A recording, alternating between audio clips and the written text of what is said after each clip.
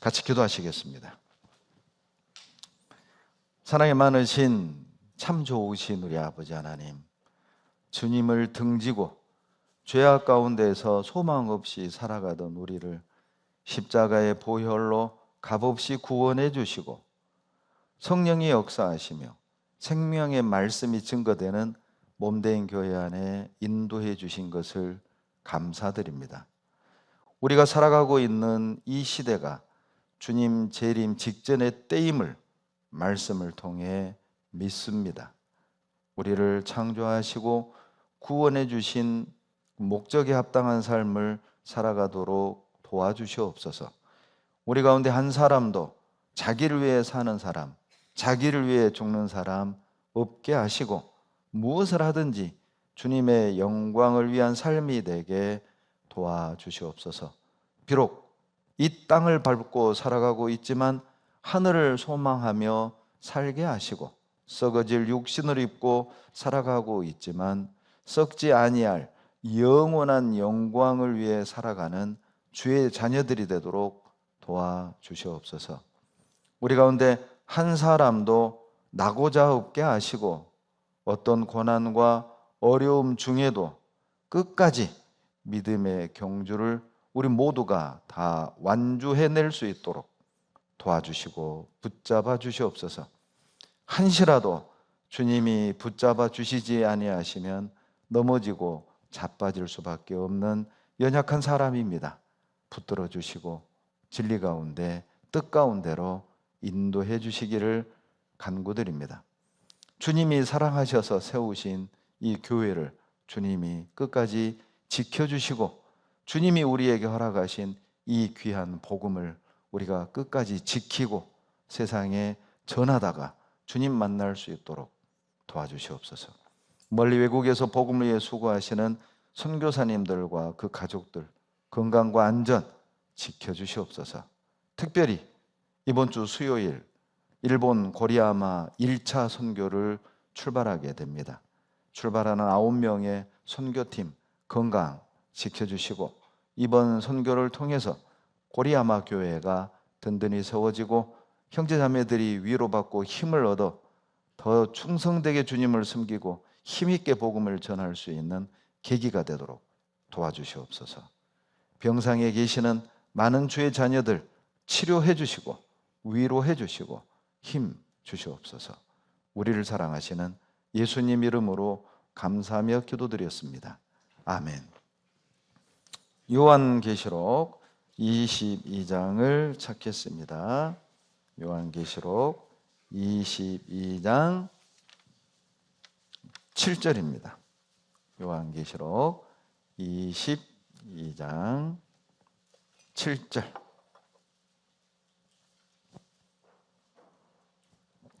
같이 읽겠습니다. 보라, 내가 속히 오리라. 이 책의 예언의 말씀을 지키는 자가 복이 있으리라 하더라. 12절 같이 읽습니다. 보라, 내가 속히 오리니 내가 줄 상이 내게 있어 각 사람에게 그의 일한 대로 갚아주리라. 20절 같이 읽습니다. 이것들을 증거하신 이가 가라사대 내가 진실로 속히 오리라 하시거늘 아멘. 주 예수여 오시옵소서. 제가 왜 7절, 12절, 20절을 읽었는지 감이 오시죠? 그 세 개의 구절에 동일하게 내가 속히 오리라 세 번을 반복하고 있습니다. 성경 66권 중 제일 마지막 성경이 요한계시록입니다. 요한계시록의 마지막 장이 22장입니다. 성경 제일 끝부분에다가 주님께서 의도적으로 내가 속히 오리라, 내가 속히 오리라, 내가 속히 오리라 세 번을 반복하고 계십니다. 주님이 반드시 다시 오실 것을 약속하시고 강조하고 있는 것입니다. 왜 마지막 성경 마지막 장 마지막 부분에 주님이 다시 오실 것을 3번이나 강조하신 걸까?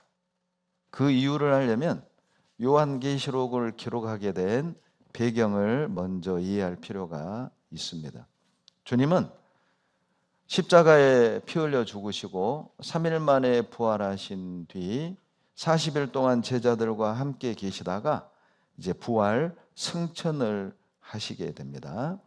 주님은 부활 승천하신 후 이 땅에 남겨져 있는 주님의 제자들, 주님의 자녀들에게 엄청난 환난, 엄청난 핍박이 있을 것을 미리 알고 계셨습니다.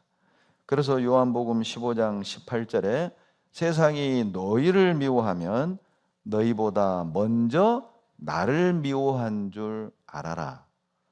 주님은 하셨어요. 세상이 복음을 깨닫지 못한 많은 세상 사람들이 복음을 깨달은 주의 자녀들, 주의 제자들을 미워하고 대적하고 핍박할 것을 아셨던 겁니다. 그 이유가 요한복음 15장 19절에 나와요. 너희가 세상에 속하였다면 세상이 자기 것을 사랑할 터이나 너희는 세상에 속한 자가 아니요 도리어 세상에서 나의 택함을 받은 자인고로 세상이 너희를 미워하리라. 우리는 세상에 속하지 않았기 때문에 세상이 추구하는 것을 추구하지 않고 또 세상이 좋아하는 것을 좋아하지 않고 세상의 유행과 우리는 실은 역으로 가잖아요. 반대로 가는 사람이잖아요. 그러니까 이제 세상 사람들이 볼 땐 미운 거예요. 얄미운 거죠. 그리고 거듭났다고 하고 자기들은 죄 용서받았다고 하고 자기들은 천국 간다고 하고 구원받지 못한 사람들에게는 심판이 있다고 하고 듣기 좋을 리 없지 않습니까? 이게 핍박을 하는 거예요. 누가복음 10장 3절에서도 물론 예수님이 제자들을 둘씩 전도하러 보내면서 하신 말씀이긴 하지만 그 당시 제자들에게만 해당된 표현이 아니라 우리에게도 해당된 말씀이 누가복음 10장 3절에 갈지어다 내가 너희를 보냄이 어린 양을 이리 가운데로 보냄 같도다. 여러분 생각해 보세요. 어른 양도 아닙니다. 힘센 양이 아니라 어린 양을 이리 가운데로 보내면 어떻게 될까요? 찢겨져 죽임 당하지 않겠어요? 모진 고난을 받는 것 아니겠어요? 그러니까 주님이 부활 승천하신 뒤 이 땅에 남겨질 제자들, 주의 자녀들을 바라보면서 마치 어린 양을 이리 가운데로 보내는 것 같은 그런 안타까운 마음을, 염려하는 마음을 주님이 표현한 거거든요. 이게 누가복음 10장 3절입니다. 그러니까 주님은 알고 계신 겁니다.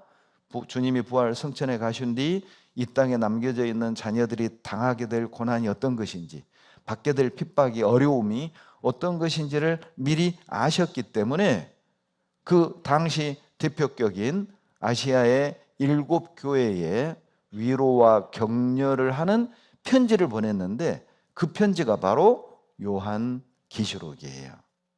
1장을 한번 봐보세요. 요한계시록 1장 11절입니다. 요한계시록 1장 11절 가로되 너 보는 것을 책에 써서 에베소, 서머나, 버가모, 도아디라, 사데, 빌라델비아, 라오디기아 7교회에 보내라 하시기로. 여러분 요한계시록의 1차 수신자는 바로 이 당시 7교회였단 말이에요. 여러분 잘 생각해 봐요. 이 요한계시록을 비유로 풀어서 계시록을 알아야 구원을 받는다고 가르치는 이단들이 있습니다. 이 당시 요한계시록을 수신했던 7교회가 없었다면 요한계시록은 기록될 이유도 없었던 겁니다. 그러니까 1차 수신자인 7교회에게 그 당시 2000년 전에 보낸 것이 확실하기 때문에 그러면 왜 7교회에 보냈는지를 이해하는 것이 요한계시록을 왜 기록했는지를 이해하는 데 도움이 될 거겠잖아요. 그 배경을 이해 못하고는 왜 하나님이 이 말씀을 이런 표현을 했는지를 이해하기가 어렵다니까요. 그러니까 성경은 배경을 이해하는 것이 성경을 올바로 받아들일 때 아주 중요합니다. 분명한 것은 이 당시 7교회에게 보낸 편지인 것은 분명한 거예요. 왜요? 박해를 받게 될, 고난을 받고 있는 그 교회들에게 하나님이 희망을 주고 격려를 주고 위로를 줄 필요성이 있었단 말이에요. 그러니까 요한계시록을 쭉 읽어보면 믿으라 이런 표현이 없어요. 구원받아라 이런 표현이 없어요. 왜냐하면 이미 구원받은 몸된 교회 안에 박해를 받고 핍박을 받는 주님의 자녀들을 격려하고 위로할 목적으로 기록했기 때문에 구원받아라, 믿어라 이런 표현은 없어요. 이미 믿고 구원받은 자녀들에게 인내하라, 싸우라, 이겨라 이런 표현이 있는 겁니다. 그러므로 요한계시록은 우리의 구원을 위해 준 책이 절대 아니다. 요한계시록을 깨닫고 지켜야 구원받는 것이 절대 아니다.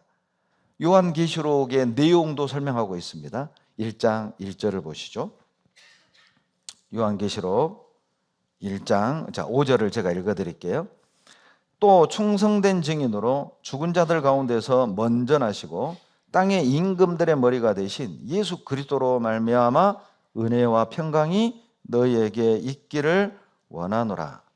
자, 지금은 계시록의 시대여서 계시록을 깨닫고 계시록을 지켜야 구원받는다는 가르침을 전하는 이단들이 있는데, 그러나 놀랍게도 계시록 내용 자체에서 뭐라고 증언하고 있냐면 요한계시록 자체에서 예수 그리스도로 말미암아 은혜와 평강이 임한다는 겁니다. 죄인들에게 구원의 은혜, 죄인들에게 주님이 주시는 마음의 안식과 평강은 반드시 5절에 예수 그리스도를 통해서라는 거예요. 계시록 내에서도 은혜와 평강은 오직 예수 그리스도를 통해서 임한다고 증거하는 겁니다. 다른 것을 통해서 계시록을 지키고 계시록을 깨달아서 은혜와 평강이 임하는 게 아니에요. 계시록 자체에서도 예수 그리스도로 말미암아, 영어 번역에 through입니다. 계시록 예수 그리스도를 통해서 은혜와 평강이 각 사람에게 임하는 거라니까요. 그래서 이렇게 말씀하십니다. 우리를, 5절 후반부입니다. 우리를 사랑하사 그의 피로 우리 죄에서 우리를 해방하시고, 죄에서 해방되는 방법은 예수님 피밖에 없어요. 그리고 6절에 그 아버지 하나님을 위하여 우리를 나라와 제사장으로 삼으신 그에게 영광과 능력이 세세토록 있기를 원하노라. 여러분, 계시록을 깨닫고 계시록을 지켜서 제사장이 되는 게 아닙니다. 제사장이 되는 방법은 예수님 피로 죄로부터 자유케 된 주님의 자녀들은 다 제사장이라니까요. 그래서 베드로 전서에 왕 같은 제사장이라고 하시잖아요. 모든 구원받은 사람은 왕이요 제사장입니다. 그러니까 우리가 제사장답게 거룩하게 살아야 하고 왕답게 품위 있는 언행을 해야 한다는 거야. 여러분, 왕족이라니까요. 옆 사람 봐봐요. 왕족같이 생겼는가? 예? 그러니까 우리는 왕족이기 때문에 말하고 행동하는 것이 격이 있고 품위가 있어야 한다는 거예요. 그러니 제사장이 되는 것은 계시록을 깨닫고 계시록을 지켜서 제사장이 되는 것이 아니에요. 이미 구원받은 자녀들에게 계시록을 주셨습니다. 1절 보시죠. 요한계시록 1장 1절입니다. 예수 그리스도의 계시라. 이는 하나님이 그에게 주사 반드시 속히 될 일을 그 종들에게 보이시려고 그 천사를 그 종 요한에게 보내어 지시하신 것이라. 여기 나오죠. 계시록의 내용이 무엇입니까? 1절에 반드시 속히 될 일을 종들에게 보여주셨다니까요. 그러니까 요한계시록을 기록한 분명한 목적은 앞으로 될 일을 미리 보여주면서 끝까지 복음을 배척하고 주님의 자녀들을 핍박하는 대적자와 원수들에게는 계시록에 예언되어 있는 이런 징벌, 이런 심판이 임할 것을 경고하는 것이고, 핍박을 당하는 주님의 자녀들에게는 자, 계시록에 예언된 대로 대적자들에게는 7년 환란이 있고, 구원받은 주님의 자녀들에게는 7년 환란 전에 하늘로 내려가고, 그리고 하늘에서 7년 동안 혼인잔치를 하다가 그리고 칠환란이 끝나면 지상재림, 이 땅에 내려와서 요한계시록 20장에 있는 말씀대로 1000년 동안 왕노릇을 하고, 그리고 21장 22장 내용대로 영원한 천국으로 들어가게 될 것을 미리 말씀해 주면서 너희들의 장래가 이러하니, 너희들의 미래가 이러하니 너희들 이겨라, 견뎌라, 참아라, 격려하는 내용으로 계시록을 주신 거예요. 그러니까 계시록은 구원받으라고 준 게 아니라 1장 1절 말씀대로 앞으로 속히 될 일을 나타내 보여준 거예요. 주님의 종들에게 승리하고 싸우고 이기라는 뜻입니다. 그러니까 요한계시록의 내용을 보면 1장부터 3장까지는 이 땅에 있는 교회의 모습을 말씀하고 있어요. 그리고 4장 1절에 보면 하늘이 열리고, 2일 후에 하늘이 열리고, 4장 5장은 구원받은 주님의 몸된 교회를 하늘로 데려간 뒤 하늘에 있는 교회의 모습이 4장 5장입니다. 그리고 이제 6장부터는 이 땅에 버림받은 사람들, 복음을 배척했던 사람들, 주님의 자녀들을 끝까지 핍박하고 괴롭혔던 그들에게 6장부터 18장까지 7인, 7나팔, 7 대접을 통해서 이 땅에 쏟아지게 되는 재앙과 저주를 보여주신 거예요. 그러니까 대적자들에게는 이렇게 심판이 있다는 거죠. 그리고 19장에 이제 주님이 공중재림, 지상재림을 하셔요. 이 땅에 오셔요. 그리고 20장에서 이 땅에서 이제 1000년 동안 왕노릇 하잖아요. 사단을 1000년 동안 무적행에 가두는 내용이 계시록 20장에 나옵니다. 그리고 20장 끝부분에 백보자 심판이 나오죠. 그리고 끝까지 복음을 배척한 사람들은 몸과 영혼을 결합해서 영원한 지옥으로, 구원을 받은 사람은 영원한 천국으로. 그래서 이제 요한계시록 21장 1절부터 새하늘과 새 땅이 열리는 거예요. 천상의 세계를 말하는 거예요. 그래서 요한계시록은 천국으로 끝낸다니까요. 왜? 핍박당하는, 이 땅에서 고난당하는 자녀들에게 위로를 주고 희망을 주고 격려하는 내용이기 때문이에요. 데살로니가후서 1장을 찾아봅니다. 데살로니가후서 1장 6절로 7절입니다. 데살로니가후서 1장 6절로 7절. 신약 334페이지 같이 읽습니다. 너희로 환난 받게 하는 자들에게는 환난으로 갚으시고 환난 받는 너희에게는 우리와 함께 안식으로 갚으시는 것이 하나님의 공이시니, 주 예수께서 저의 능력의 천사들과 함께 하늘로부터 불꽃 중에 나타나실 때에, 이게 하나님의 공이란 말이에요. 주님의 자녀들을 환난 받게 한 자들에게는 환난으로 갚으시고요, 환난 받는 주님의 자녀들에게는 안식으로 갚으시기 위해 주님이 7절 후반부에 불꽃 중에 나타나신다고 하시죠. 이 땅에 다시 오신다는 겁니다. 지상재림을 하는 거예요. 환난으로 갚으신다니까요. 공중재림 하시고 지상재림 하시죠. 그러니까 아무리 힘들고 아무리 어렵고 할지라도 견뎌라, 이겨라, 참아라 라는 메시지가 바로 요한 계시록인 겁니다. 그러니까요, 성경을 다 끝내기 전에 정말 주님의 자녀들에게 당부하고 싶은 내용이 뭐냐, 요거 내가 속히 오리라, 내가 속히 오리라, 내가 속히 오리라. 그러니까 이게 주님이요 3번이나 약속을 강조하시는 거잖아요. 내가 곧 올게, 조금만 참아라. 주님은요, 주님의 자녀들이 재림 신앙을 갖길 원하셨던 거예요. 비록 이 땅에 사는 것이 고난과 어려움이 있지만, 그래, 우리 주님이 곧 오신다고 하셨어, 속히 오신다고 하셨어, 이 재림 신앙과 소망으로 승리하길 원하시는 거라니까요. 여러분, 주님을 기다리는 사람, 이걸 재림 신앙이라고 합니다. 앞으로는 제가 재림 신앙이라고 표현을 할게요. 재림 신앙은요, 죄로부터 멀어지게 만들어요. 주님의 재림을 기다리는 사람, 그런 자세로 세상을 사는 사람은 죄로부터 멀어지고 깨어있는 삶을 산다니까요. 자, 마태복음 24장을 찾겠습니다. 마태복음 24장 42절. 마태복음 24장 42절 보세요. 24장 42절.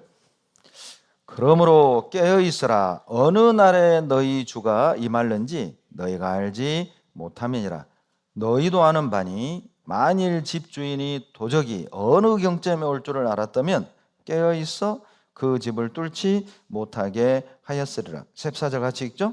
이러므로 너희도 예비하고 있으라. 생각지 않은 때에 인자가 오리라. 여러분 43절 보면은요, 자, 주님이 오시는 날을 알아요? 몰라요? 몰라요. 여러분, 왜 주님이 다시 오시는 날짜를 성경에 기록하지 않았을까요? 왜 날짜를 기록하지 않았을까요? 이걸 이해하려면 반대로 생각해 보세요. 만약 주님이 오시는 날짜가 성경에 기록되어 있다고 합시다. 여러분 어때요? 경건하게 살 것 같아요? 막 살다가 오시는 날 즈음에 마음 잡을 것 같아요? 뭐 자기 생각 나름 다 각자 다양한 생각을 갖겠지만 보편적이라면 상당히 위선적인 신앙생활을 할 겁니다. 기회주의적인 신앙생활을 할 거예요.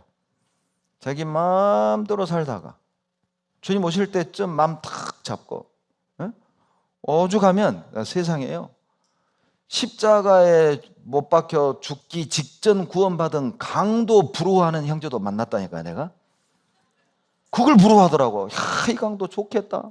평생 지 마음대로 살다가 죽는 순간 탁 구원받고 갔으니까 그걸 부러워하더라니까요.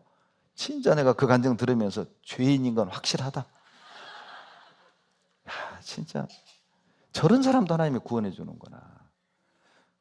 주님을 위해 살다가 하지 못한 것을 부끄러워하는 게 아니라 좋겠다.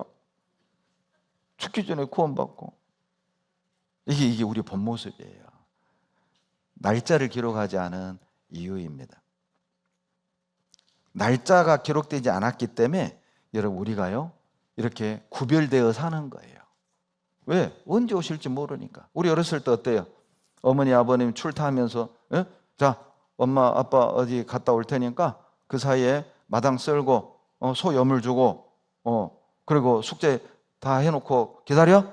네. 그리고 아버지 어머니 가면 어때요? 뭔 청소요? 그러죠. 막 친구들 불러서 고구마 삶아 먹고 막 옥수수 삶아 먹고 막 이불 펴서 막 슈퍼맨 하고 레슬링 하고, 그 당시 레슬링 유행이었습니다. 기밀 막 박치기 하다가 박 터지고 막. 그리고 이제 딱 보니까 야야야 집에 다 가. 어머니 오실 시간이야.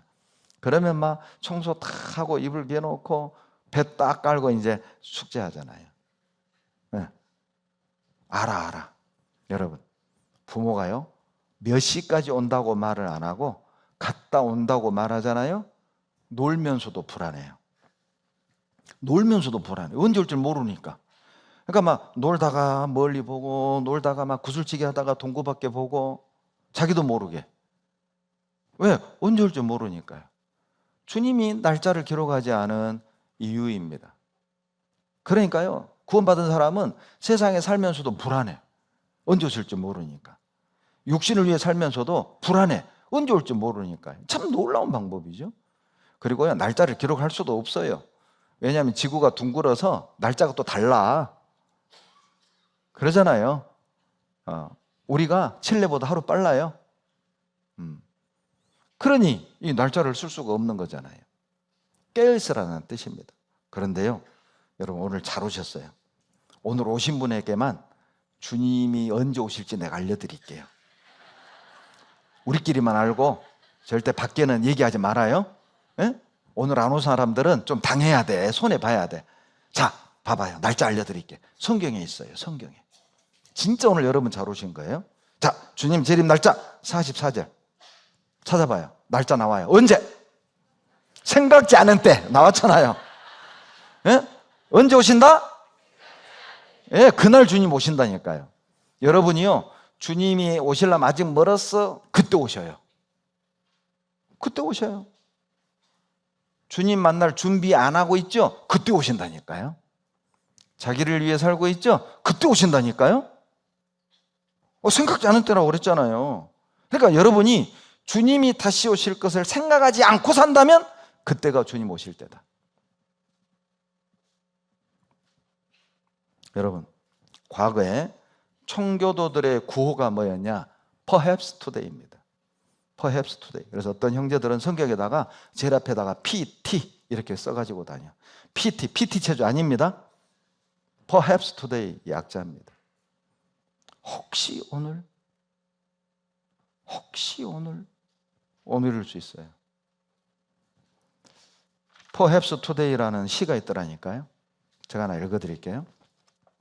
주님이 올해 오시리라고 내가 알게 된다면, 내가 확실히 알게 된다면 오늘 나는 어떤 일을 열심히 하게 될까? 무엇을 사고 있을까? 얼마만큼 기도할까? 친구들과 어울릴 때 주의 재림이 바로 코앞에 다가와 있다는 것을 알고 있다면 내가 어떤 말을 하게 될까? 6달도 지나기 전에 나팔 소리에 하늘이 갈라지게 되리라는 것을 내가 알게 된다면, 내가 확실히 알게 된다면 나의 계획에는 어떤 변화가 일어날까? 바로 얼마 후에 그 일이 재림이 생기리라고 알게 되어도 내가 지금 즐기고 있는 것들이 여전히 재미있을까?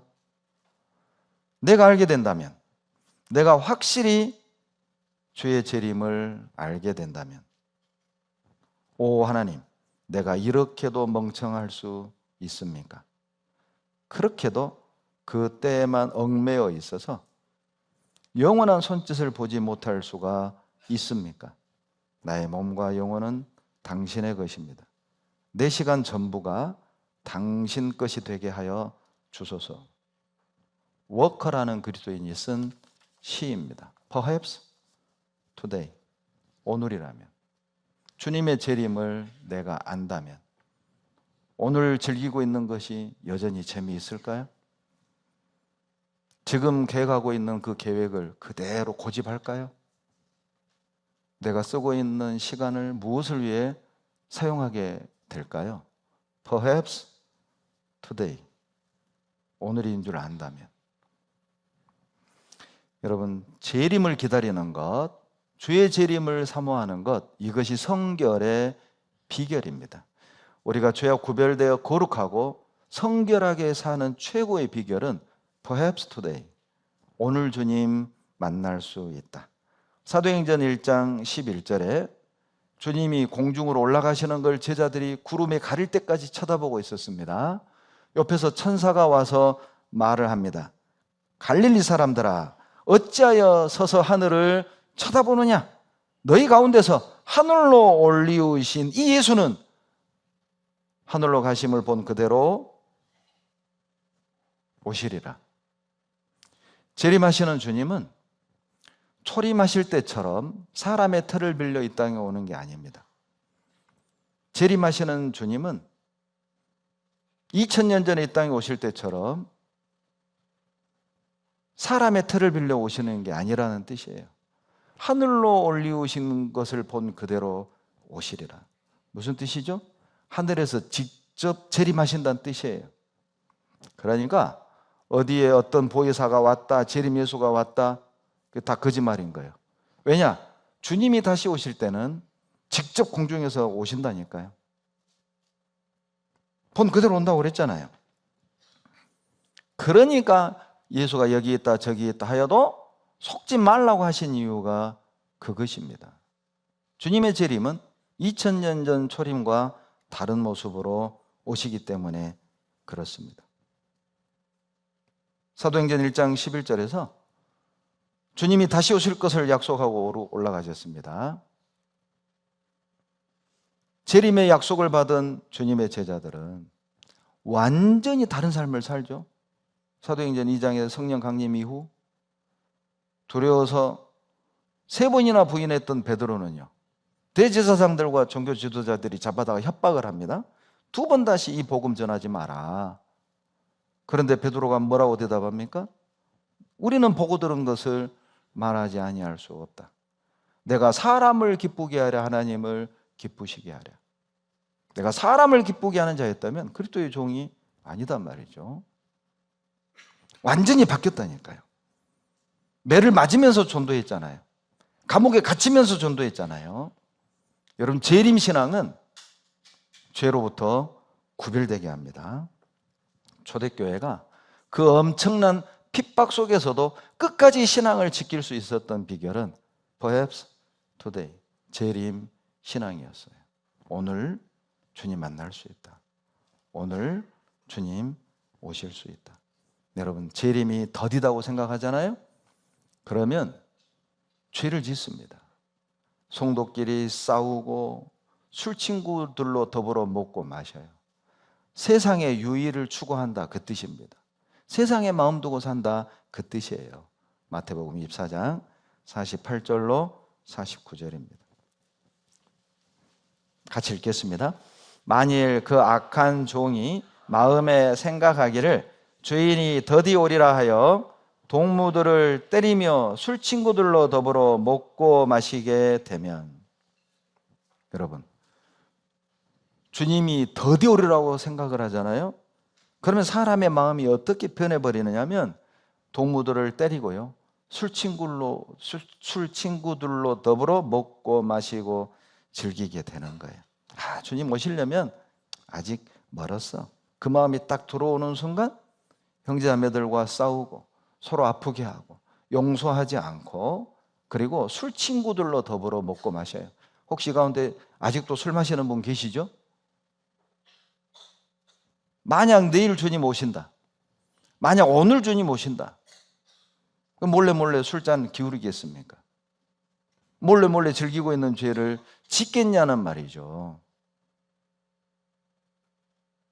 왜 우리는 변화되지 않는 걸까요? 아직 멀었어. 주님 오려면 아직 멀었어. 그러니까 이 땅에 자기를 위한 계획들로 꽉 차 있는 겁니다. 여러분, 만약 다음 달에 주님 오신다면 우리 한 달 동안 뭐 할까요? 아마 단언컨대 직장 그만두고 사업 그만두고 아마 구원받지 못한 가족 전도하러 돌아다닐걸요? 그렇지 않겠냐고요. 그러나 지금의 나를 보십시오. 그저 이 땅에 먹고 사는 것, 온통 관심과 근심과 걱정이. 그 걱정이에요, 그 걱정. 왜요? 더디 온다고 은근히 생각을 하는 거예요. 그러니까 취해 사는 거죠. 술 친구 사귄다는 게 뭐예요? 세상에 취해 사는 거야. 일에 취해 살고, 드라마에 취해 살고, 스포츠에 취해 살고, 하고 싶은 일에 취해 살고. 25장 5절입니다. 마태복음 25장 5절 6절. 신랑이 더디 오므로 다 졸며 잘새 열 처녀가 신랑을 기다리는데 이 열 처녀가 다 졸며 자는 거예요. 왜 잡니까? 5절. 신랑이 올라면 아직 멀었다. 그러니까 잠 좀 자자. 여러분, 주님이 더디 온다고 생각하잖아요. 영적인 잠을 자는 겁니다. 우리 이런 경험 해보죠. 자, 기말고사가 3달 남았어요. 세 달. 여러분 어때요? 열공입니까? 3달이나 남았네. 2달 남았어요. 열공입니까? 2달이나 남았네. 1달 남았어요. 열공입니까? 1달이나 남았네. 언제부터 열공이요? 저는 3일 전. 이게 다 닥쳐가지고 어때요? 머리 싸매고 벼락치기라고 하잖아요. 벼락치기. 그러니까 성적은 좋은데 실력이 없는 이유예요. 왜? 3일 뒤에 다 잊어버려. 답 쓰고 나면 그 순간 사라져요.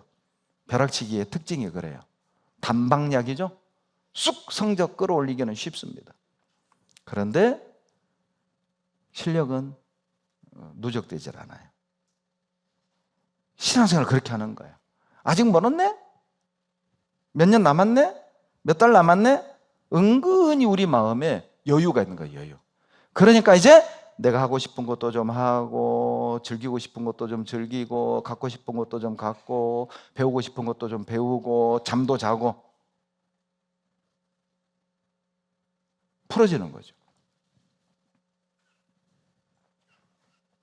출애굽기 32장에 여러분 이스라엘 백성들이요 모세가 시내산에 율법을 받으러 올라갔을 때 40일 동안 내려오지 않았습니다.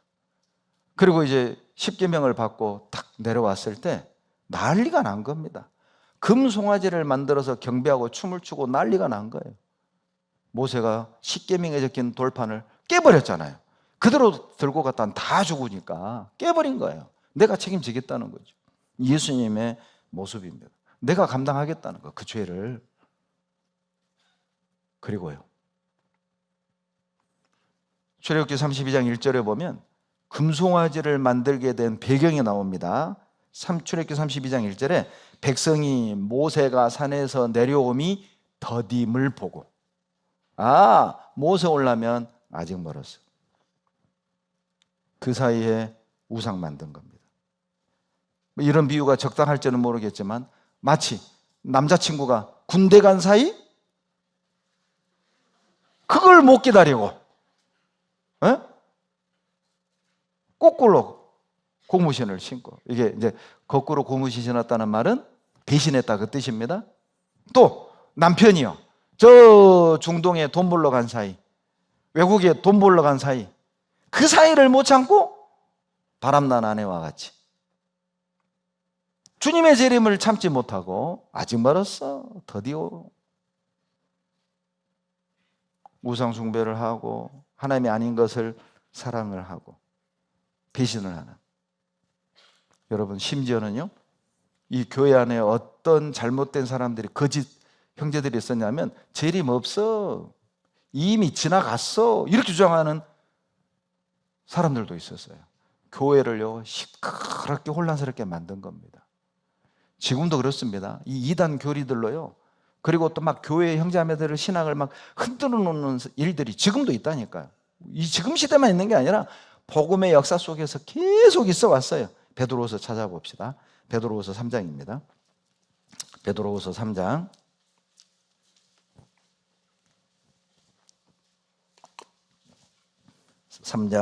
3절로 4절입니다.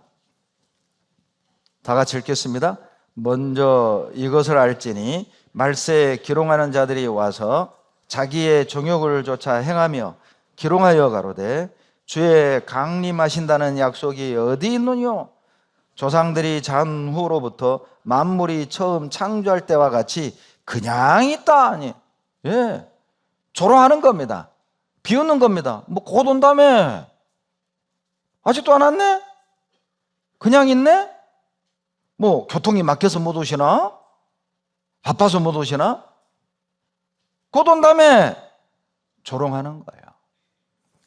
여러분 이렇게요 형제자매들의 신앙을 흔들고 그리고 교회를 공격하는 일들이 지금도 있다니까요.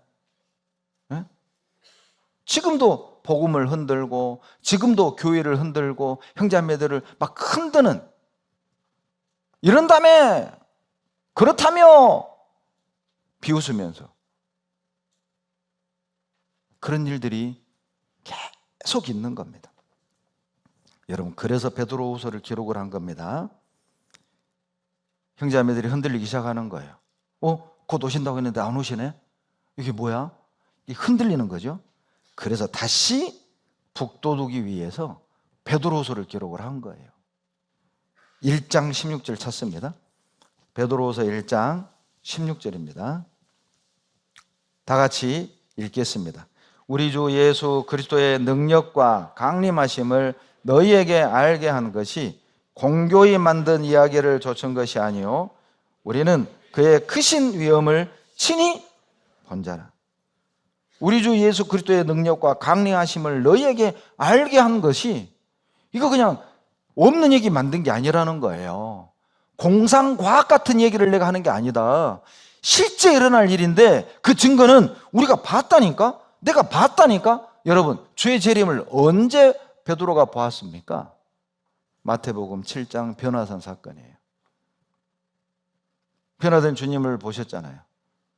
그리고 주님이요 엘리야와 모세가 만나서 얘기를 한 걸 베드로가 봤다니까요. 그러니까 베드로가 놀래가지고 주여 이곳에 하나는 주님을 위해, 하나는 엘리야를 위해, 하나는 모세를 위해 초막 셋을 짓는 것이 좋겠습니다. 놀래가지고. 여러분, 그 변화된 사건은 뭘 의미하는 줄 아세요? 주님이 재림하실 때 주님의 자녀들이 그렇게 신령한 모습으로 변화될 것을, 그리고요, 엘리야도 만나고 모세도 만나는 것처럼 주님의 자녀들을, 성경에 기록된 위인들을 직접 눈으로 만나고 교제하게 될 것을 샘플로 보여준 거라니까요. 그러니까 베드로가 우리는 본 자라고 그랬잖아요. 16절에 친히 봤다고 말하고 있거든요. 16절에 마태복음 17장 그 사건을 말씀하십니다. 여러분, 주의 재림은 소설이 아닙니다. 주의 재림은 여러분, 기독교가 사람들의 마음을 현혹하려고 지어낸 설화가 절대 아니라니까요. 주의 예수 그리스도께서 직접 약속하신 언약이며, 그리고 베드로, 요한, 야고보는 주의 재림을 눈으로 본 사람들이에요. 실제 겪게 될 사건이라는 것입니다. 베드로후서 3장 8절로 9절입니다. 베드로후서 3장 8절로 9절. 사랑하는 자들아, 주께는 하루가 천년 같고 천년이 하루 같은 이 한 가지를 잊지 말라. 주의 약속은 어떤 이에 더디다고 생각하는 것 같이 더딘 것이 아니라 오직 너희를 위하여 오래 참으사 아무도 멸망치 않고 다 회개하기에 이르기를 원하시느니라. 아니, 주님이 속히 온다고 그랬는데 왜 그러면 빨리 안 오시는 거냐? 이유를 9절에 말합니다. 너희들이 생각하는 것처럼 더딘 게 아니란 말이죠. 왜냐하면 하나님의 기다림과 우리의 기다림이 다르다. 하나님의 시간과 우리의 시간이 다르다. 하나님의 계획과 우리의 계획은 다르다는 거예요. 왜냐? 하나님은 모든 죄인이 구원 얻기를 원하는 거예요. 디모데전서 2장 4절에 하나님은 모든 사람이 구원을 받으며 진리를 하는 이르기를 원하시잖아요. 빨리 오시면 구원받은 나는 좋겠죠. 그러면 구원 안 받은 여러분 가족은 어쩌란 말이에요. 여러분, 제가 대학을 다닐 때 제 둘째 형님 둘째 아들을 잃어버린 적이 있어요. 우리 둘째 조카애가요, 정말 그 어렸을 때 인형같이 생긴 인형, 얼굴이 하얘가지고요, 막 볼때기가 이렇게 동그래가지고 하얘가지고요, 눈은 뭐냐 그냥 구슬처럼 또 이렇게 쌍꺼풀 속눈썹 길어가지고, 남자애가 얼마나 이뻤는지 몰라요. 근데 그놈을 잃어버렸어요. 광주 산수동에 살았는데 그 아이를 찾으려고요, 광주 전역을 잊지도 못해요. 얼마나 제 막 심장이 벌렁거렸는지. 제가 잃어버린 거 아닙니다. 그런 눈으로 보지 마세요. 그리고 이제 막 우리 형수님과 형님은요, 제정신이 아니었습니다.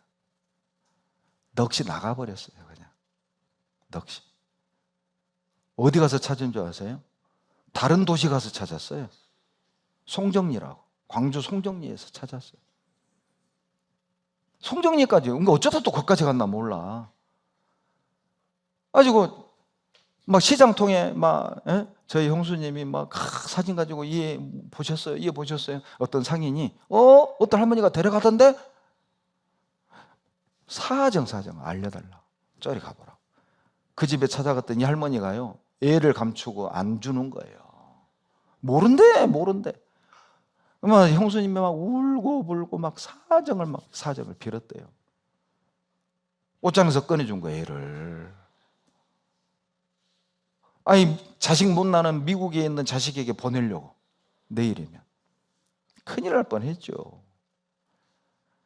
근데 우리 형수님에게는요, 제 기억에는 그때가 한 3일 정도, 내 기억에는 그래요.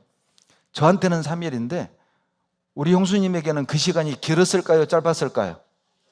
어떻게 그렇게 잘 아세요? 다릅니다. 자식 잃어버린 부모의 시간과 아무 일 일어나지 않은 사람의 시간은 다른 시간이라니까요. 여러분, 자식 잃어봤어요? 주님에겐 하루가 천년같이 그렇게 길어. 지옥 갈 영혼들을 보고 그 영혼들을 살려야 하는데 그러니 주님은 기다리고 하나라도 더 구원받을 때까지. 여러분, 주님 마음을 헤아려 본 적 있으신가요? 지금의 구별된 삶을 가능하게 하는 것은 미래의 재림을 바라보고 사는 겁니다. 그 사람은 사는 모습이 다를 거예요. 베드로서 3장 10절 한번 보시죠. 10절로 13절. 그러나 주의 날이 도적같이 오리니 그날에는 하늘이 큰 소리로 떠나가고 체질이 뜨거운 불에 풀어지고 땅과 그 중에 있는 모든 일이 드러나리로다. 이 모든 것이 이렇게 풀어지리니 너희가 어떠한 사람이 되어야 마땅하뇨? 거룩한 행실과 경건함으로 하나님의 날이 임하기를 바라보고 간절히 사모하라. 그날에 하늘이 불에 타서 풀어지고 체질이 뜨거운 불에 녹아지려니와. 13절 같이 읽죠. 우리는 그의 약속대로 의에 거하는 바 새하늘과 새 땅을 바라보도다. 천국을 바라보고 사는 사람, 주의 재림을 간절히 사모하는 사람은 여러분 어떤 사람이 되어야 마땅한지를 안다니까요. 오늘을 어떻게 살아야 되는지를 안다니까요.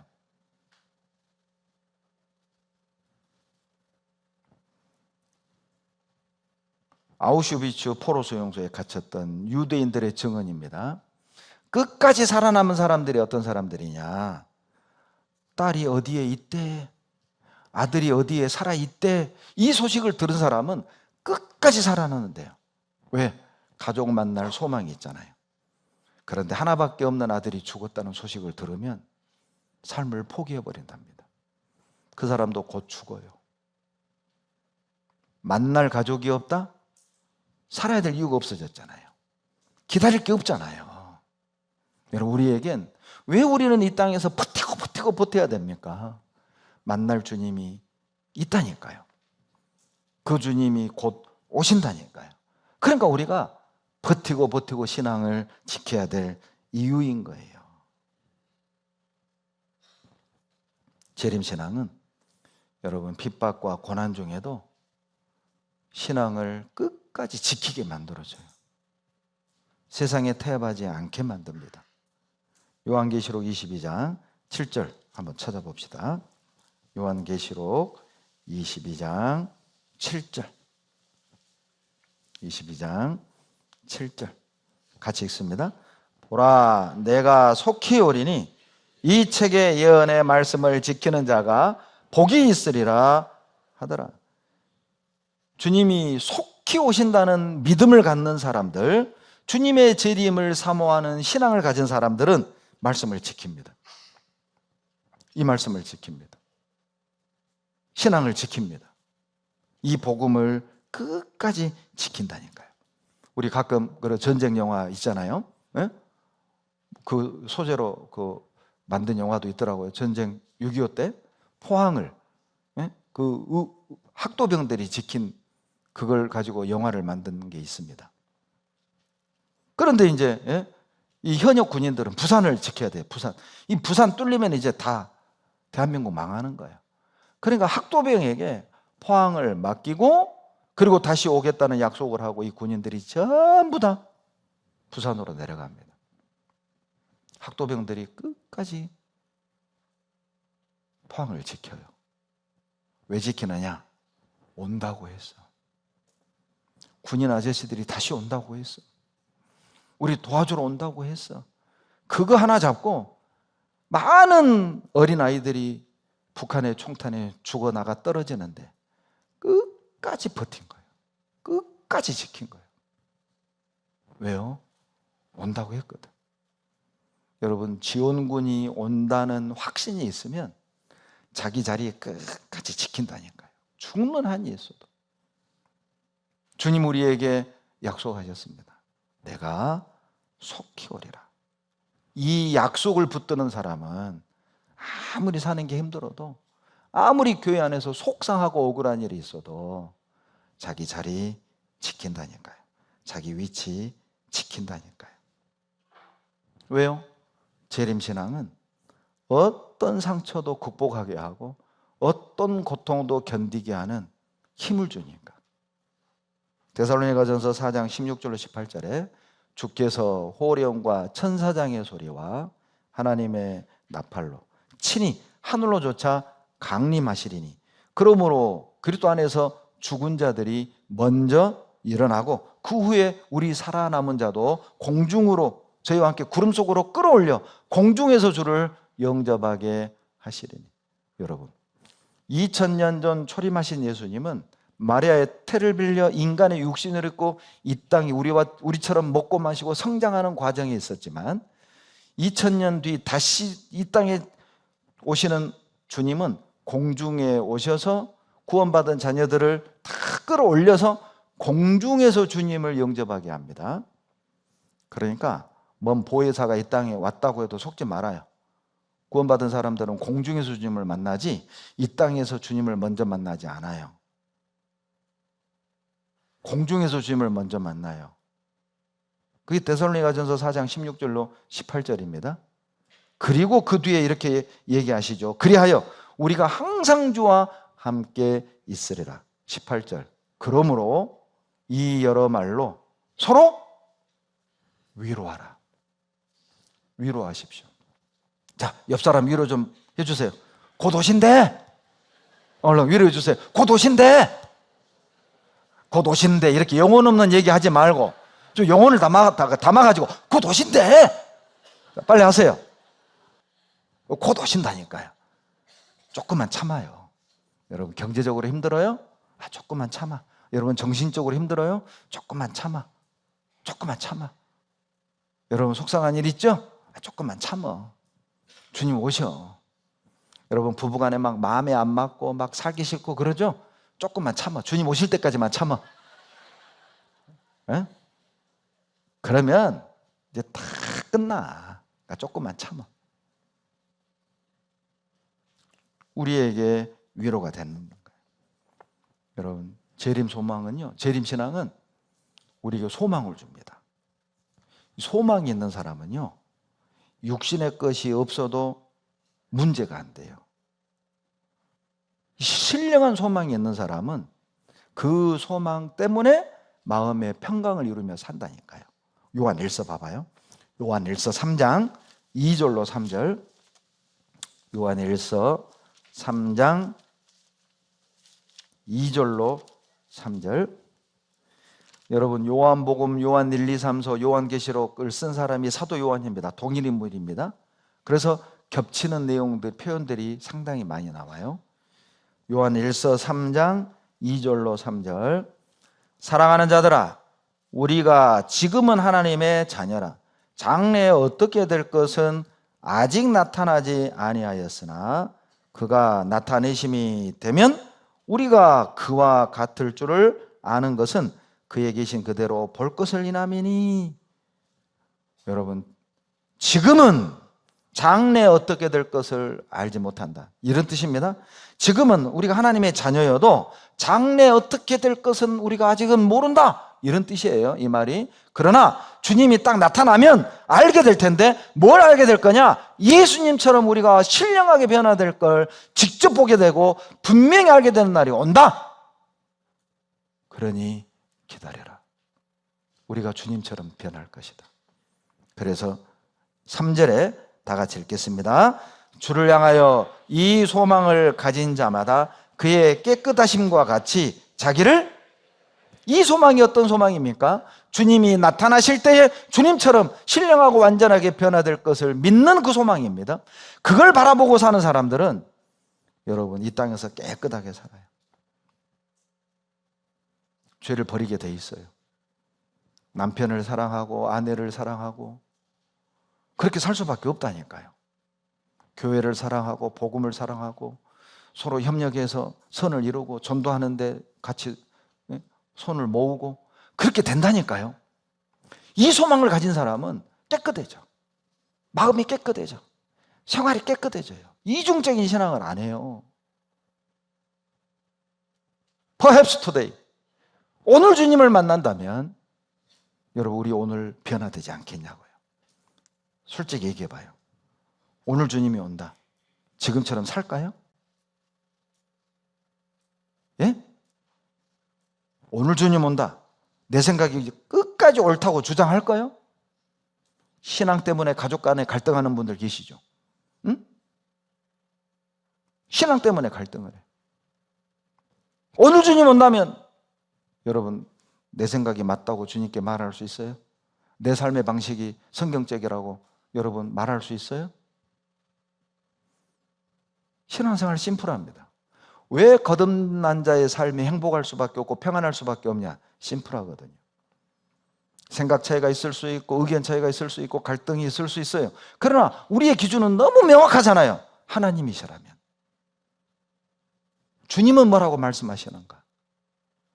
Perhaps today, 내가 오늘 주님을 만난다면 우리 기준은 너무 분명해요. 이 기준으로 내 삶을 보고 내 생각을 보고 나를 보면 드러나게 돼 있어요. 그러니까 깨끗하게 살 수밖에 없잖아요. 우리 그 기준으로 살아갔으면 좋겠습니다. 세상 사람들은 금으로 소망을 삼고 삽니다. 그러나 우리는 재림을 소망으로 삼고 사는 사람들이에요. 욥이요? 새 친구들에게 이렇게 얘기했죠. 욥기 31장 24절에 내가 언제 금으로 내 소망을 삼고 정금들어 너는 내 의뢰하는 바라 하였느냐? 내가 언제 돈 모으는 재미로, 여행 다니는 재미로, 그릇 모으는 재미로, 옷 사는 재미로, 차 바꾸는 재미로 내가 언제 그런 재미로 살았냐? 내가 언제 금으로 내 소망을 삼은 적이 있었느냐? 너희들이 나를 알지 않느냐? 무슨 말입니까? 당시 세상 사람들은 다 금에 소망 두고 산 거예요. 금, 집 넓히는 재미, 차 바꾸는 재미, 그런 재미로 살았어요. 그러나 욥은 그렇게 살지 않았습니다. 하나님을 경배했고 하나님을 찬양했고 하나님의 영광을 위해 살았잖아요. 다윗이 시편 39편 7절에 이런 간증을 했죠. 주여 내가 무엇을 바라리요? 나의 소망은 어디에? 주께 있나이다. 소망을 주님께 두고 사는 사람과 소망을 이 땅에 두고 사는 사람은 삶의 방식이 다를 수밖에 없어요. 그래서 갈등하는 겁니다. 부부인데도 갈등을 하고 가족인데도 갈등을 하고 하나가 안 되는 거예요. 둘 중에 하나는 문제가 있는 겁니다. 그러면 누구에게 맞춰서 살까요? 육신에 맞춰서 살아요? 그럴 수 없습니다. 그건 양보할 수 없어요. 말씀을 양보할 수는 없잖아요. 주님의 뜻을 양보할 수는 없잖아요. 여러분, 재림 소망은요, 닷과 같은 거예요. 히브리서 6장 19절 보시죠. 히브리서 6장 19절입니다.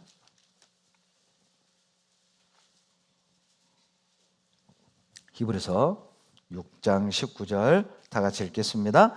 우리가 이 소망이 있는 것은 영혼의 닷 같아서 튼튼하고 견고하여 휘장 안에 들어가나니. 여러분, 닷이 용도가 뭡니까? 배가 정박할 때 파도에 떠내려가지 않게끔 고정시키는 역할을 하죠. 그게 닷입니다. 닷. 우리가 가지고 있는 이 재림 소망은 영혼의 닷과 같아서 세상에 떠내려가지 않도록 나를 딱 잡아주는 역할을 해요. 재림 소망이 없는 사람들, 주님의 재림을 간절히 사모하지 않는 사람들은 떠내려가는 거예요. 세상이 부럽기도 하고 멋지게도 하고 갖고 싶은 것도 많고 계획도 많고 즐기고 싶은 것도 많고 그래서 떠내려가는 거예요. 점점 마음이 교제에서 멀어지죠. 그러죠? 과거에는 주일, 수요일 구역 모임 다 나왔잖아요. 이제 천천히 구역 모임부터 빠집니다. 구역 모임 안 나오는 건 당연해요. 그 다음에 이제 수요일도 또 빠지기 시작합니다. 한 달에 한 3번 나옵니다. 그리고 한 2년 지나면 한 달에 2번으로 줄어듭니다. 한 2년 지나면 이제 아예 안 나와요. 주일만. 주일도 안 나올 수는 없잖아요. 점점 떠내려가는 거예요. 마음이. 말씀에서 떠내려가고 복음에서 떠내려가고 봉사에서 떠내려가고. 왜? 세상에 내 마음 뺏는 게 너무 많아요. 보면 압니다. 나에게 그 닷이 있습니까? 아무리 힘들어도 내 위치를 딱 지키게 하는, 정말 우리 교회에 그런 분들 많아요. 아무리 힘들고 어려워도 자기 위치 딱 지키고 봉사해 주시고, 전도자들이 전도하도록 마음껏 도와주시고 밀어주시고, 그런 분들 우리 교회에 참 많아요. 저의 소원은 우리 모두가 그렇게 주님을 섬기기를 원해요. 아무리 힘들어도 있어야 될 곳에 있고, 주일 수요일 좀 다 꽉 차고, 구역모임도 좀 구원받았다면 다 와서 함께 좀 성경 배우고 찬양하고 죄와 구별되고.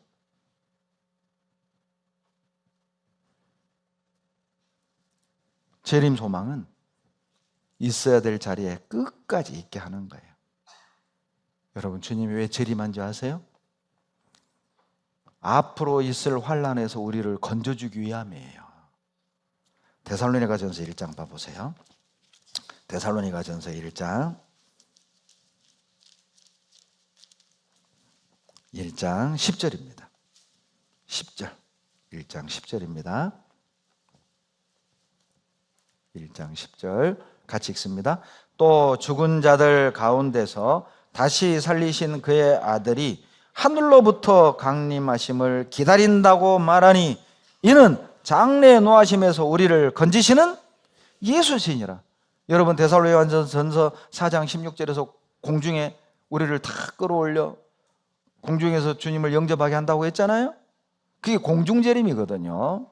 7년 환난 전에 주님이 공중에 오셔서 구원받은 자녀들을 싹 데려가는 겁니다. 왜요? 이 땅에 버려둠을 당한 사람들에게 7년 동안 재앙과 저주가 내려요. 그 장래의 노하심에서 우리를 건지는 예수라니까요. 건지러 온다니까요. 그 장래의 노하심을 피하게 하기 위해 오신다니까요. 그러니까 마태복음 24장 21절에 이는 그때에 큰 환난이 있겠습니다. 창세로부터 지금까지 이런 환난이 없었고 후에도 없으리라. 마태복음 24장 21절 말씀입니다. 전에도 없었고 후에도 없을, 역사 속에서 딱 한 번 있을 환난, 그 환난 전에 우리를 데리러 오셔요. 그러니까 마태복음 24장 39절로 42절에 홍수가 나서 저희를 다 멸하기까지 깨닫지 못하였으니 인자의 마음도 이러하리라. 홍수 전에 노아 시대 사람들이 홍수가 나서 심판할 때까지 아무도 몰랐잖아요. 먹고 마시고 씻고 장가가고 사고 팔고 심고 집 짓다가 다 죽었잖아요. 인자의 마음도 그러하리라. 주님이 다시 오실 때도 노아의 때하고 똑같을 거라는 거예요. 그리고 마태복음 24장 40절에 그때에 두 사람이 밭에 있음에 하나는 데려감을 당하고 하나는 버려둠을 당할 것이요, 두 여자가 매를 갈고 있음에 하나는 데려감을 당하고 하나는 버려둠을 당할 것이니라. 그러므로 깨어있으라. 어느 날에 너희 주가 임할는지 너희가 알지 못함이니라. 연결해놨습니다. 노아의 홍수 사건과 주님의 재림을 연결해놨어요. 똑같을 거래요. 여러분, 어디에 마음 두고 사세요? 먹고 마시고 사고 팔고 심고 집 짓고 시집가고 장가가고,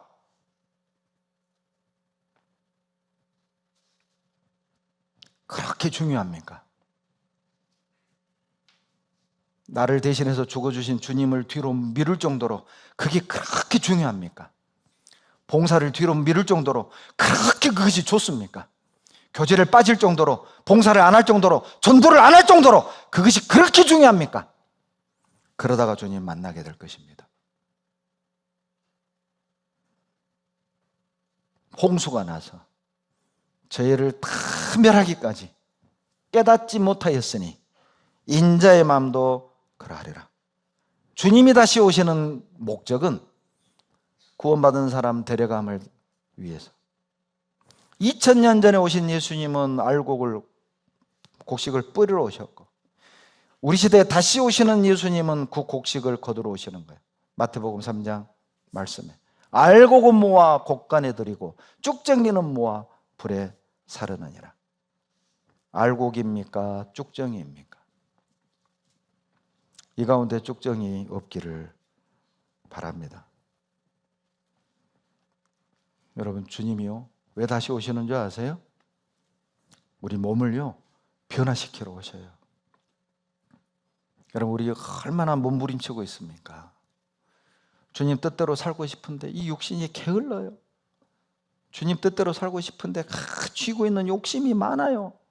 정말 주님 뜻대로 용서하고 하나 되고 싶은데 막 자존심이 강하고 용서가 안 돼 막 미워 죽겠어요. 주님 뜻대로 살고 싶은데 막 염려가 너무 많아.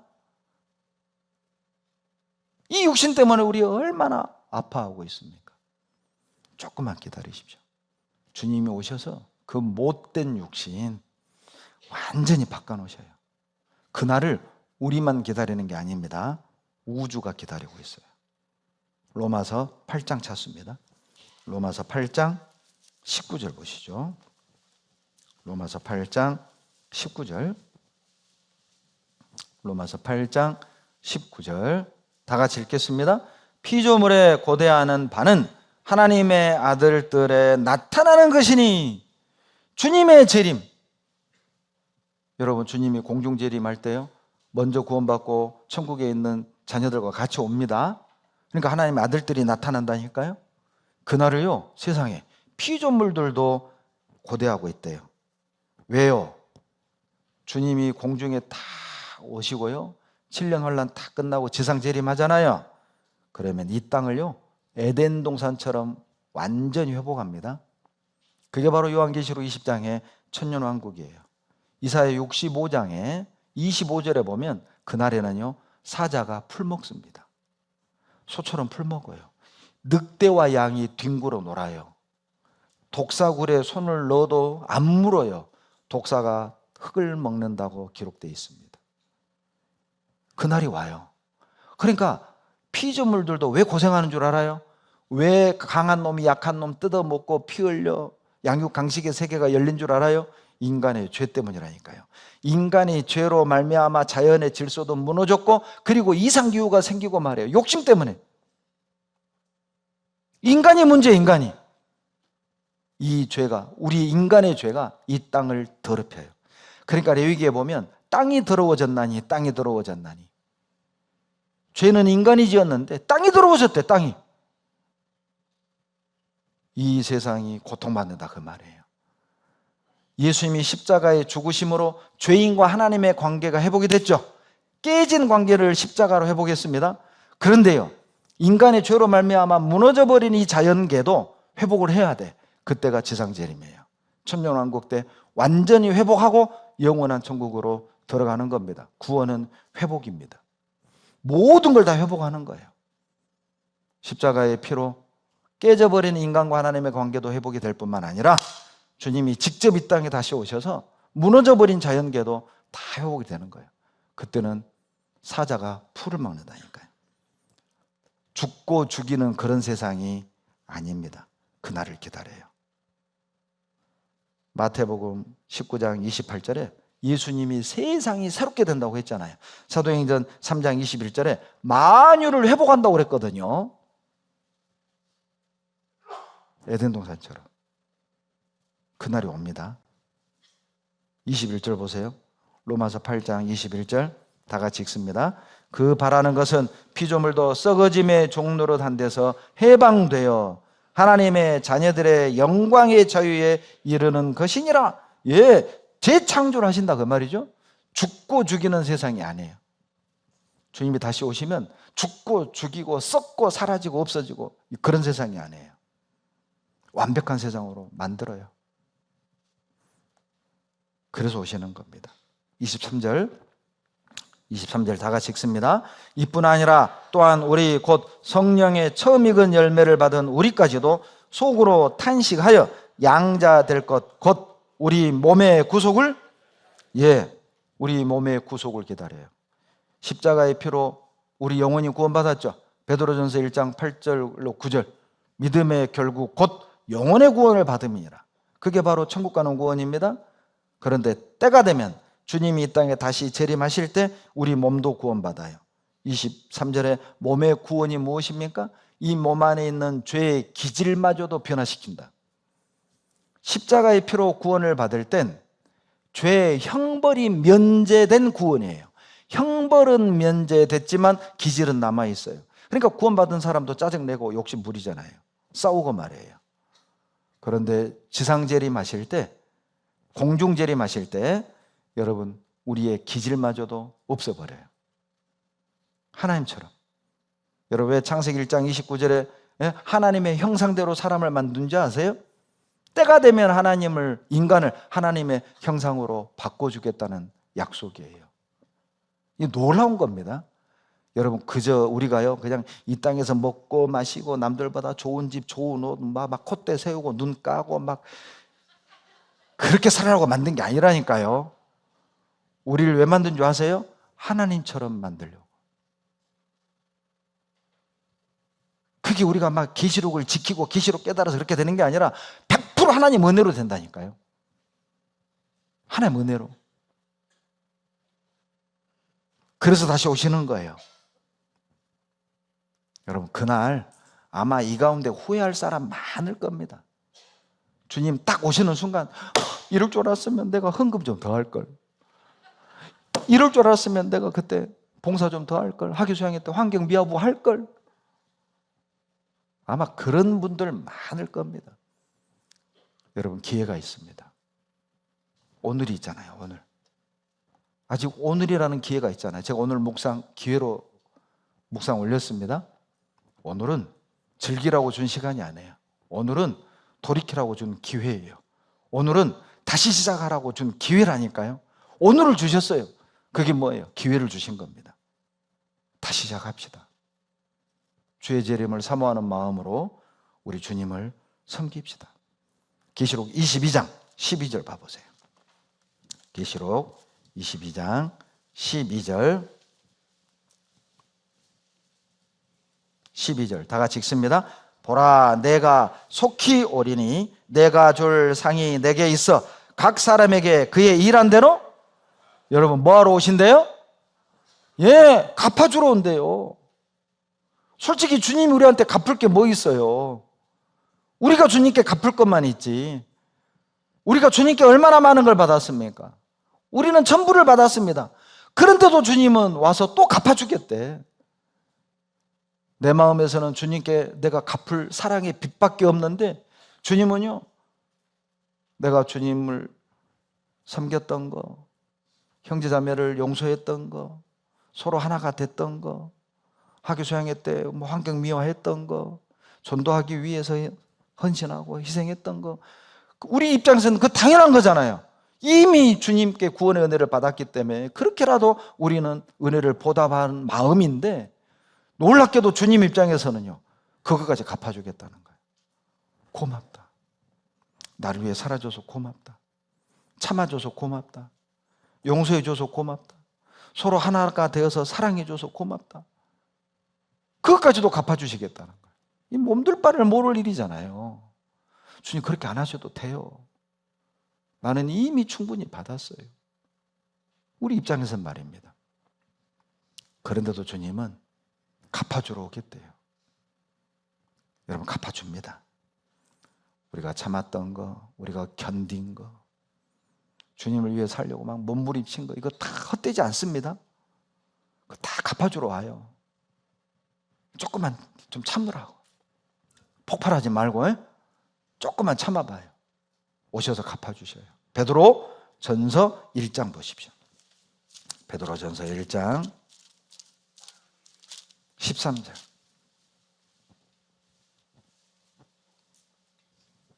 베드로 전서 1장 13절. 다 같이 읽겠습니다.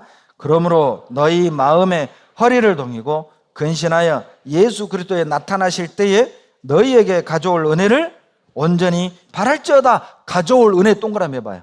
가져올 은혜. 이런 것은요 당구장 표시 5개나 해야 돼요. 가져올 은혜가 있습니다.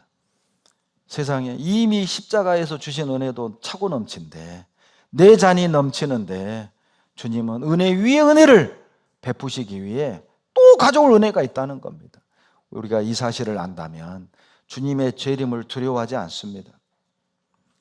누가 부모가 다시 집으로 돌아오는 걸 두려워하느냐? 사고친 자식이에요. 사고친 자식은 출타한 부모가 안 돌아오길 바라요. 해외 출장 가길 바래. 그러나 엄마가 부탁한 대로 다 청소하고 숙제해놓은 자식들은요, 빨리 오길 바래. 왜? 엄마가 올 때 꼭 붕어빵 사다 주거든. 가져올 은혜. 가져올 은혜를 아니까 엄마가 빨리 오길 막 문 앞에서 기다리고 쌀이 막 울타리 너머로 막 쳐다보고, 예? 그 구멍난 예?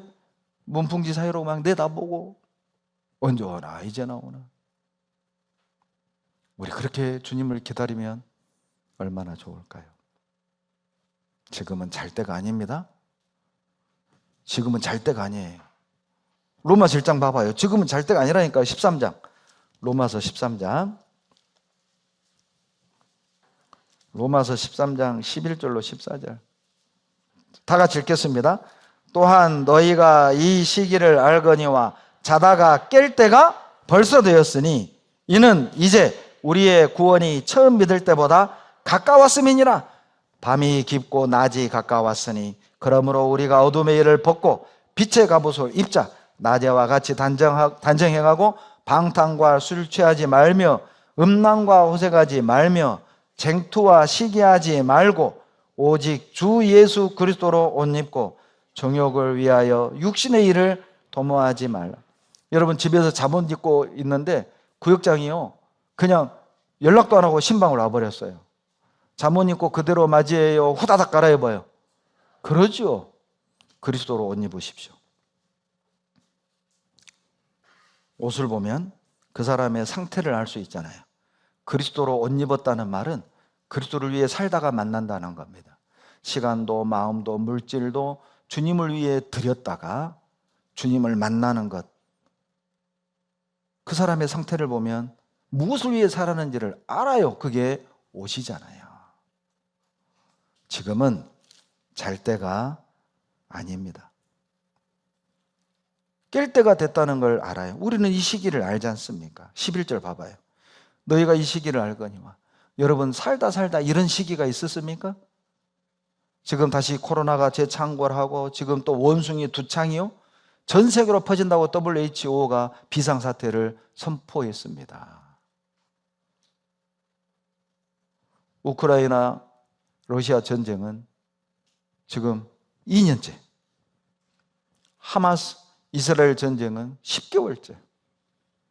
헤즈볼라는 매일 미사일을 쏴대고 이란은 보복을 하겠다고 다짐을 하고 이란 수도에서 폭파로 하니에를 하마스 지도자를 암살하고.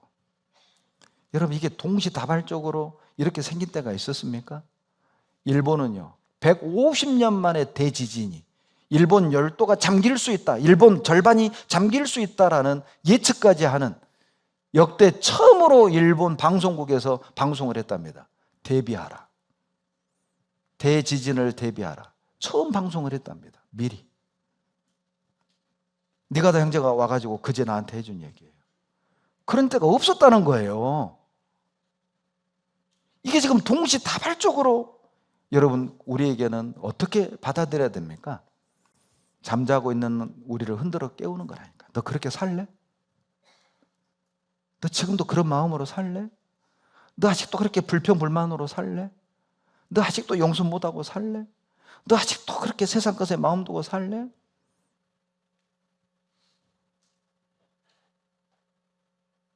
흔드는 거예요. 우리는 시기를 압니다. 자다가 깰 때가 되었습니다. 야고보서 고린도전서 16장입니다. 고린도전서 16장 보시겠습니다. 고린도전서 16장 22절. 16장 22절 다 같이 읽겠습니다. 만일 누구든지 주를 사랑하지 아니하거든 저주를 받을지어다. 주께서 임하시느니라. 여러분 주께서 임하시느니라. 이 말이 헬라어로 마라나타예요. 마라나타.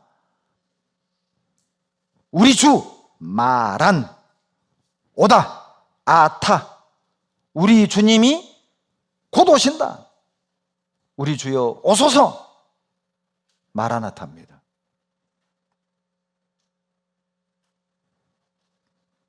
여러분, 우리 이 마음으로 주님 오십시오. 우리 이 마음으로 Perhaps today, 오늘일 수 있다, 이런 마음으로 우리 주님을 위해 충성되게 살았으면 좋겠습니다. 기도하겠습니다.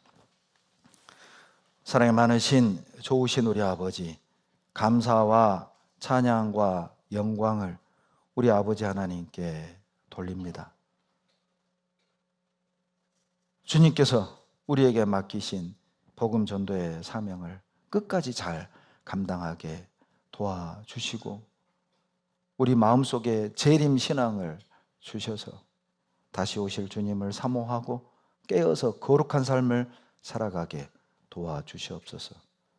Perhaps today, 혹시 오늘일 수 있다는 그런 절박함으로 살아갈 수 있도록 하나님 도와주십시오.